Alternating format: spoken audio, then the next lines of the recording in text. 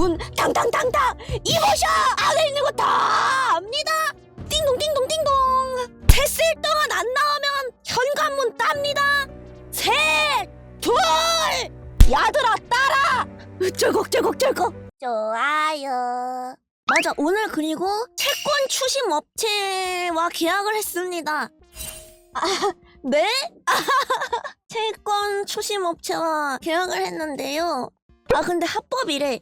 합법이 있고 불법이 있대요. 합법은 그냥 막 서류 보내고 전화해서 갚으라고 하고 뭐 이런 데가 합법이고, 하와이 셔츠 입은 양복 형님들이 빵 들고 찾아가는 건 불법인데요. 합법에다가 계약했습니다. 내 부업이 아니고요. 내가 손을 들고 돈이다! 콩콩콩콩! 거 있는 거 다 압니다! 불이 켜져 있더만! 콩콩콩콩콩! 돈이다! 콩콩콩콩! 이런 거 아니에요? 그게 아니고요. 오늘 채권 추심 업체랑 계약을 했는데요. 제가 이제 직원으로 계약을 한 게 아니고 그냥 계약을 한 거예요. 살다 버튜버 근황 토크의 채권 추심 업체 계약은 처음 들어봤다고? 이것도 예전에 썰을 풀었었는데 제가 어린 나이에 사기를 당했었어요. 지금 한 3년은 지난 것 같은데 저희 학과 애들 돈을 다 먹고 나른 사람이 있었어. 그러니까 우리 학과 학생이었는데 우리 과 동기 중에 한 명이 사기꾼이었던 거야. 그래가지고 학과 애들한테 돈을 다 빌려가지고 그래서 먹고 튄 애가 있었어요. 근데 제가 소송을 해가지고 재판이 이기고 돈 제출하라고 법원에서 그런 것까지 다 나오고 지금 2년이 지났습니다.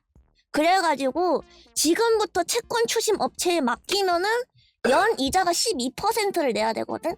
그러니까 법원에서 이 돈을 이만큼 사람들한테 다시 돌려주라, 이게 이제 연 12% 이자야. 소송 안 하면 5%로 받아낼 수 있고 소송을 해버리면은 12% 이자가 계속 붙는 거야. 다 갚을 때까지. 그러니까 원래 채권 추심 업체는 돈을 내고 채권을 추심하는 게 아니고, 내가 만약에 100만 원을 맡겼어. 저 사람한테 100만 원 받아주세요 이러면은 100만 원에서 20만 원이나 30만 원을 거기서 떼가는 거야. 뭔 말인지 알지? 내가 이제 얼마를 주고 추심해주세요가 아니고 우리가 100만 원 추심해 왔습니다. 20만 원 주시죠? 이러면은 네! 하고 20만 원을 채권 추심 업체한테 주는 거야. 그래서 얼마 전에 손익분기점에 도달을 해가지고요. 그래서 이제부터는 이득이야. 손익분기점에 도달을 해가지고 채권 추심 업체에 맡겼습니다. 이거 역시 투자다. 위험성이 개 높은, 못 돌려받을 수도 있는 투자긴 한데요. 아무튼 투자를 했습니다. 근데 진짜 나쁜 사람인 게 뭐냐면은 그때가 대학교 1학년, 2학년 때였거든요. 그러면은 보통은 그거 뜯긴 애들이 세상 물정 아무것도 모르는 컴공 애들이란 말이야. 걔네들이 군적금 한 거를 싹 털어갔어요. 내 과 동기들 군적금 한 거를 그냥 쏠랑 다 털어갔어. 우리 과 애들 거를. 그래가지고 지금 피해자가 엄청 많아요. 우리 과에 피해자가 엄청 많아. 근데 이제 그 친구들 어리잖아. 어리고 대학생이잖아. 그러니까 지금 있는 돈을 다 가져가 버렸으니까 변호사도 못 쓰고 그냥 하루 종일 눈물만 흘릴 수밖에 없는 거야. 진짜 나쁜 사람이지. 그래서 다 털렸어. 나 학과 동기들 다 털렸어요. 근데 그럴 수밖에 없는 게 돈 많은 티를 엄청 많이 냈단 말이야. 그래서 그냥 돈이 많구나 이러고 애들이 다 그거에 속아가지고 잠깐 빌려줬다가 털린 거야. 그리고 갑자기 학교를 안 나오더니 갑자기 학교를 휴학하더니 나중에 애들끼리 다 알아봤는데 그걸 다 먹고 쬐던 거지. 그걸 다 먹고 쬐가지고 뭐 도박을 했대. 도박을 해가지고 다 날렸대. 그래서 부모님하고도 통화를 했어요. 좋아요. 셀프 추심은 보라 콘텐츠인데 셀프 추심은 아무래도 불법이니까요, 형님. 셀프 추심은 불법으로 알고 있거든요. 블루점퍼 멤버들 다 데리고 가가지고 빠따 하나씩 들고 문 탕탕탕탕 이보셔! 안에 있는 거 다 압니다. 띵동 띵동 띵동. 셋을 동안 안 나오면 현관문 땁니다. 셋, 둘, 야들아 따라. 쩔걱쩔걱쩔걱. 그럴 수는 없잖아요, 그쵸? 경력직 갔다가 아닙니다. 저 부업 아닙니다. 근데 이제 막 그렇게 큰 돈은 아니었어가지고 스트레스를 많이 받진 않았던 것 같아요. 이런 거 손님들이 스트레스 엄청 많이 받는다고 하더라고요. 여기 채권 추심업체 사장님들이 엄청 스트레스 많이 받는데 큰 돈이 떼인 거니까. 근데 나는 그렇게 큰 돈은 아니어가지고 괜찮긴 해요. 그냥 뭐 주식에 얼마 넣어놨다고 생각하고 있습니다. 진짜 학과 친구한테 사기당할 거라고 진짜 생각도 못하잖아 얘들아. 난 진짜 그 일을 당했다니까. 스케일도 개 커.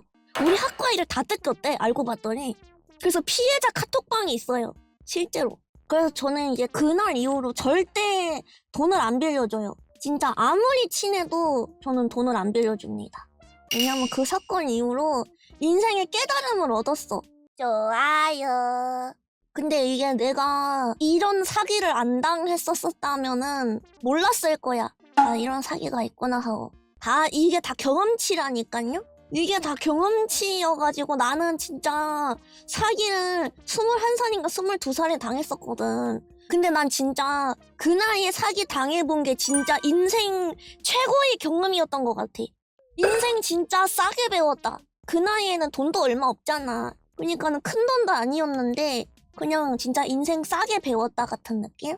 안 겪었으면은 내가 봤을 때 진짜 이거를 막 50대 60대 때 겪었어 봐 얘들아. 그럼 돈 단위가 다르다니까?